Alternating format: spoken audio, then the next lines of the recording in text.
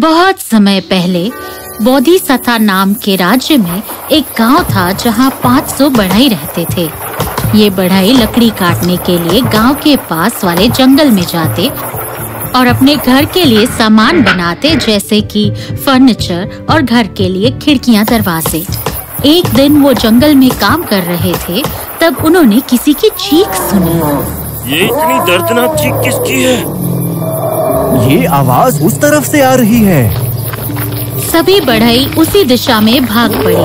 पेड़ के पीछे से उन्होंने एक विशाल हाथी को आते देखा, पर वो हाथी रो रहा था। ध्यान से देखने पर उन्हें दिखा कि वो लंगड़ा रहा था। घबराते हुए वो उसके पास गए। हाथी ने अपना पाँव उठाकर उन्हें दिखाया और सारे बढ़इयों ने देखा कि उसका पाँव सूजा हुआ था। तुम्हारे पैर में तो कांटा चुभ गया है, तुम्हें बहुत दर्द हो रहा होगा ना? हमें ये कांटा निकालना होगा। उन्होंने उसके पाँव से वो कांटा निकाला, गर्म पानी से उसका जख्म साफ किया और उस पर पट्टी बांध दी ताकि वो ठीक हो जाए। कुछ दिनों में हाथी का जख्म पूरी तरह से ठीक हो गया और हाथी उनका एहसानमंद था। इन भले इंसानों ने मेरी जान बचाई है। इनका एहसान चुकाने के लिए मुझे भी इनकी मदद करनी चाहिए। पर मैं इनके लिए क्या कर सकता हूँ? ओह हाँ, हाथी ने देखा कि दो बढ़ई बड़े पेड़ का तना अपनी हाथ गाड़ी में रखने की कोशिश कर रहे हैं। वो उनकी मदद करने पहुँचा। हे, शुक्रिया दोस्त। उस दिन से हाथी ने बढ़इयों की मदद करना शुरू कर दिया। वो लकड़ियों के टुकड़े उठाता, उनके औजार उन्हें पकड़ाता और हाथ गाड़ी एक जगह से दूसरी जगह पहुंचाता। हाथी की मदद से उनका काम बहुत आसान हो गया था और बदले में वो हाथी को अच्छे से खाना खिलाते। वो सब अपने घर से फल लाते और हर रोज हाथी के पास बहुत सारा खाना इकट्ठा हो जाता। जल्दी ही हाथी को एक बच्चा हुआ। वो इंसानों की लकड़ी ढोने में मदद करता तो बेटा उनकी पौधे उगाने में। शुक्रिया नन्हे दोस्त। पेड़ उगाना पेड़ गिराने से ज्यादा महत्वपूर्ण है। अगर हम ऐसा नहीं करेंगे तो हम ना सिर्फ जंगल की सारी लकड़ी खत्म कर देंगे, बल्कि उसके साथ साथ हम दुनिया के पर्यावरण को भी नुकसान पहुंचाएंगे। मेरा काम अब खत्म हुआ, तो तुम भी जाकर खेलो या थोड़ा आराम कर लो। जाओ। दोस्त, तुम्हारा बेटा बहुत प्यारा है। हमारे बच्चे उससे बहुत प्यार करते हैं। तुम दोनों हमारी जिंदगी में खुशियाँ लेकर आए हो। वक्त गुजरता गया और हाथी बूढ़ा हो रहा था।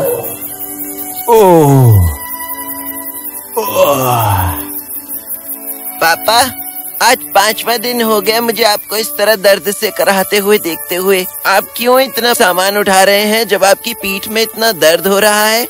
क्योंकि वो इंसान मेरे दोस्त हैं। बहुत पहले उन्होंने मेरी जान बचाई थी और इतने सालों में तुमने देखा ना बेटा कि वो कैसे इतने प्यार से हमारा ख्याल रख रहे हैं। मुझे उनकी मदद करनी होगी बेटा, ये मेरा फर्ज है। पापा, तो अब से ये सारे काम मैं करूँगा। मैं भी उनसे बहुत प्यार करता हूँ, लेकिन मैं उनके लिए आपको खुद को तकलीफ नहीं पहुँचाने दूंगा। मैंने फैसला कर लिया है कि अब से आपकी जगह पर मैं इंसानों की मदद करूँगा। पर बेटा, मैं यंग हूँ, मैं स्ट्रॉन्ग हूँ। अब से मैं आपके सारे काम कर दूंगा, आप मुझे नहीं रोकेंगे। और उस दिन से हाथी के बेटे ने इंसानों की काम में मदद करनी शुरू कर दी। एक दिन उस राज्य के राजा ब्रह्मदत्त जंगल से गुजर रहे थे। रास्ते में उन्होंने हाथी के बच्चे को बढ़इयों के साथ काम करते हुए देखा। वो एक टीम की तरह काम कर रहे थे और राजा को हाथी उसी वक्त पसंद आ गया। वो बढ़इयों के पास गया। हेलो, कैसे हो सब? महाराज, आप यहाँ पर, हमारे लिए सौभाग्य की बात है। आइए आइए। उन्होंने राजा को एक बड़े से पत्थर पर बिठा दिया और उन्होंने हाथी को नदी से पानी लाने के लिए कहा। जैसे ही इंसान राजा के सामने उनके सम्मान में सर झुकाए खड़े थे, वैसे ही हाथी ने भी अपनी सूंड उठाकर सम्मान किया। राजा हाथी के पास गया और प्यार से उसे छुआ।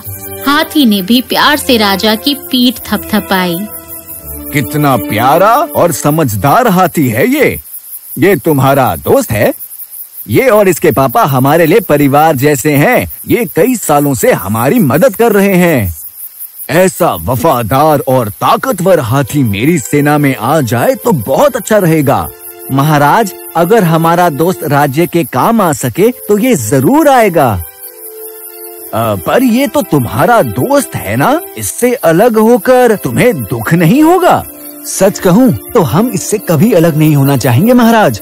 इतने सालों में हमारे दिल में इनके लिए प्यार और इज्जत बढ़ती ही जा रही है। पर अगर राज्य को इसकी जरूरत है तो हम अपनी मातृभूमि की सेवा के लिए इतना तो कर ही सकते हैं। जाओ बेटा, मातृभूमि की सेवा से बढ़कर कोई चीज नहीं है। महाराज के साथ जाओ और इनके दोस्त बनकर उनकी मदद करना। जरूरत पड़ने पर उनके और उनके परिवार के काम आना। और आपका ख्याल कौन रखिएगा? हमारे इंसान दोस्त है ना मेरा ख्याल रखने के लिए। जाओ बेटा, मैं तुमसे वादा करता हूँ कि हम तुम्हारे बेटे का बहुत अच्छे से ख्याल रखेंगे। बहुत बहुत शुक्रिया। और इस तरह से दुखी मन से सारे बढ़इयों और उनके हाथी दोस्त ने अपने बेटे को जाने दिया। छोटे हाथी की आंखों में भी आंसू थे जब वो अपने पिता और दोस्तों को छोड़कर जा रहा था। राजा ब्रह्मदत्त के लिए भी ये हाथी उनकी सेना का कोई जानवर नहीं था, बल्कि एक दोस्त और एक भाई की तरह था। उन्होंने खुद उसे युद्ध कला सिखाई। राजा ने हाथी के लिए बड़े बड़े जेवर बनवाए और उसके लिए अपने शाही महल के साथ ही एक शाही महल बनाया। और हमेशा ध्यान रखा जाता था कि हाथी के महल में उसकी पसंद के फलों की कोई कमी न रहे। राजा दिन में 2 से 3 बार खुद जाकर हाथी को फल खिलाता। हाथी राजा को अब दोस्तों की तरह प्यार करने लगा था। इसी तरह 2 साल बीत गए। एक दिन राजा को बहुत दूर सफर पर जाना था, तो वो अपने दरबारियों के साथ उससे भी मिलने आए। ओ मेरे दोस्त, कैसे हो तुम? आप कहीं बाहर जा रहे हैं क्या? और मुझे अपने साथ ले जाने के लिए तैयार क्यों नहीं किया? क्योंकि मैं बहुत दूर जा रहा हूँ, इसीलिए दोस्त मैं तुम्हें अपने साथ नहीं ले जा सकता। मुझे बहुत वक्त लगेगा और मैं चाहता हूँ कि तुम यहीं रहो और यहाँ रहकर मेरे राज्य और परिवार का ख्याल रखो। रखोगे ना दोस्त? अपने राज्य की रक्षा के लिए मुझे जो भी करना पड़े मैं करूँगा, पर आप जल्दी आ जाइएगा महाराज। सभी दरबारी खड़े राजा की बातें सुन रहे थे। अब ये हाथी हमारी राज्य की देखभाल करेगा। प्यार और वफादारी सबसे ताकतवर चीज होते हैं मेरे दोस्त, और कोई भी इंसान किसी जानवर की वफादारी की बराबरी तो कर ही नहीं सकता।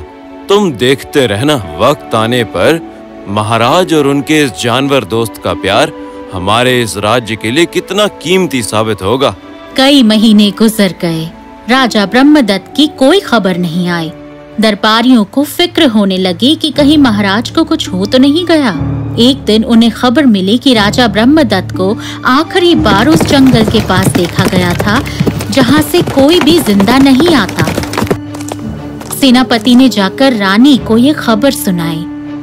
रानी हर वक्त हाथी के साथ रहती थी। आप हमेशा इतने उदास क्यों रहते हैं सेनापति? महारानी साहिबा, महाराज शायद किसी मुसीबत में है। उन्हें आखिरी बार मंगलपुर के जंगलों की तरफ जाते हुए देखा गया है, जहाँ से कभी कोई इंसान जिंदा वापस नहीं आया। ये खबर सुनकर हाथी बहुत दुखी हो गया।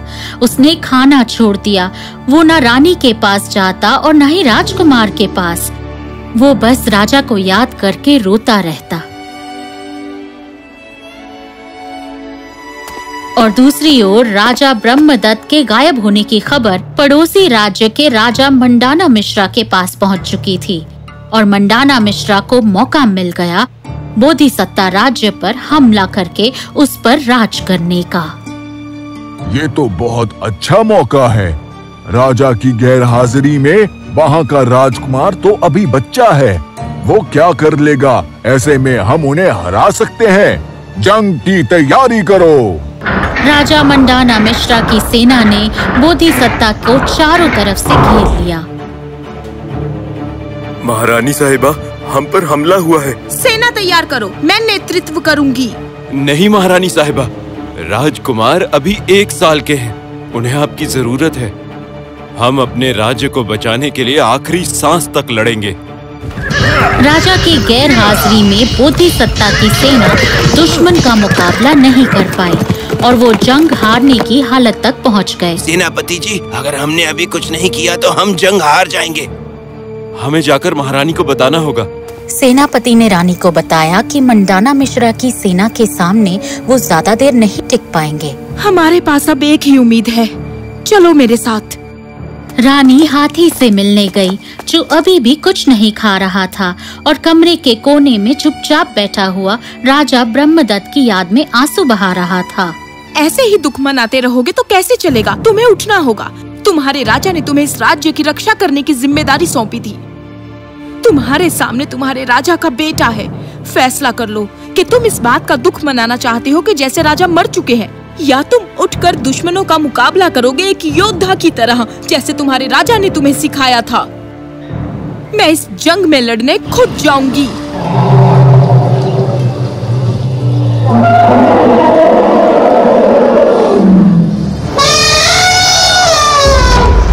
हाथी जंग के मैदान में पहुंच गया और एक योद्धा की तरह लड़ा।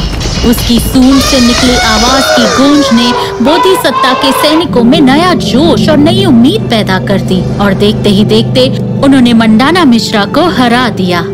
ये सोचने की हिम्मत भी मत करना कि राजकुमार अकेले हैं और बोधिसत्ता का कोई रक्षक नहीं है। मैंने कहा था ना, प्यार और वफादारी सबसे ताकतवर चीज होती है। आज एक अकेले हाथी ने वो कर दिखाया जो बोधिसत्ता की पूरी सेना नहीं कर पाई। तभी राज दरबार में कोई आया और उस इंसान को देखते ही हाथी उसकी तरफ भागा।